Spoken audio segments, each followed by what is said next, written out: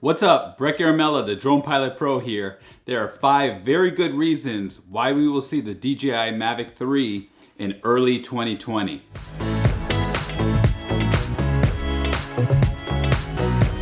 Reason number 1, DJI just lowered the price of the Mavic 2 Pro. Now, usually DJI lowers its prices because it has a newer model soon to be released. I believe that's the case with the Mavic 2 Pro, which has been lowered from $1,729 to $1,379.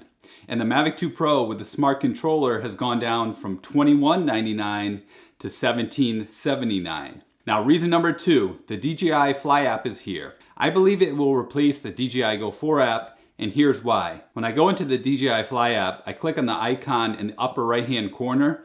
That brings me to this page. I press the drop down menu on top, then I can see which drone I want to use. For now, it works with the Mavic Mini and sort of works with the Spark in the Air, though it is not recommended for those drones just yet. However, we can see the option for all, which means DJI has plans for the DJI Fly app to be fully functional with all DJI drones. And it has even listed each drone individually as you scroll down. So it makes sense that if the DJI Go 4 app will be replaced by the DJI Fly app, then the DJI Mavic 2 will soon be replaced by the DJI Mavic 3. Reason number 3, the timing wasn't right for the Mavic 3 to be released in 2019. DJI didn't have any significant threat in the drone market in 2019. It was also dealing with internal fraud that became a public story, which DJI says it costs up to $150 million in damages. Add the fact that the United States government was accusing DJI of collecting Americans' data and spying on the US. And although there has been no substantial proof of this, it still made things difficult for DJI. Also, consider the fact that DJI will be implementing AirSense in all its drones released in 2020. Now, AirSense is a function that allows DJI drone pilots to see where all airplanes and helicopters are around them and take necessary safety precautions. All these factors contributed to the delay in DJI releasing the Mavic 3.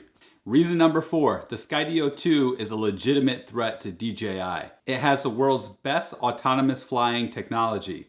Skydio 2 is a portable drone that shoots 4K up to 60 frames per second, making it more than just a drone with amazing artificial intelligence. It certainly has gained a lot of attention in the drone industry, and Skydio will be shipping the majority of its drones in early 2020, making perfect sense for DJI to release the Mavic 3 in order to take its share of the drone market from Skydio.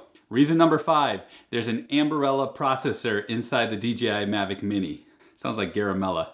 The processor, tech geeks say, is much better at processing video than the generic processor found in the Mavic 2 Pro and Zoom. In simple terms, there are 3 factors, or a 3-headed monster, that make for a good video image. Number 1 is a good lens, also known as a good glass. Number 2 is a good camera sensor, usually the bigger the better. And number 3 is a good processor. The processor is basically a chip or media device that makes your video work fast and efficiently. And in the world of processors, the Ambarella processor is much better than what DJI used in its Mavic 2 Pro drones. So you might be asking, then why is the bitrate only 40 megabits per second in the Mavic Mini versus 100 megabits in the Mavic 2? Well, according to DJI, the low bit rate in the Mini is due to its small size to prevent overheating, whereas a much bigger drone like the Mavic 2 can have a much bigger bit rate. The engineers can argue the validity of that, but in practical terms, it means that DJI has the option of making the Mavic 3 image quality better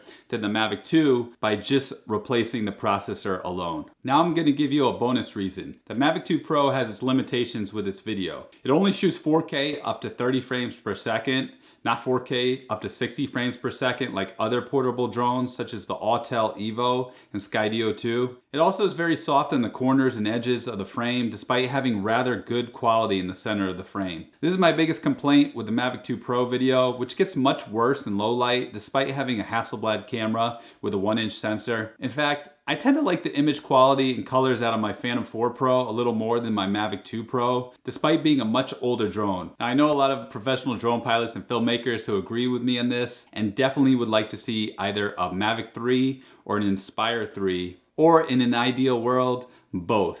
Alrighty, hope you enjoyed this video. If you know someone who would like it, please share it with them. Also, I put together a free drone gear guide that helps you find the right drone and accessories in seconds. A lot of people have told me they love this free guide, but I advise you not to look at it when driving. Unless you're in a Tesla, of course. So you can get that free drone guide over there. I'm also giving away a free Mavic Mini. So if you want to win, click on the video over there. And if you want more drone videos like this, click that subscribe button. I'm Brett Garamello with BrettGaramello.com, and I'll see you in my next video.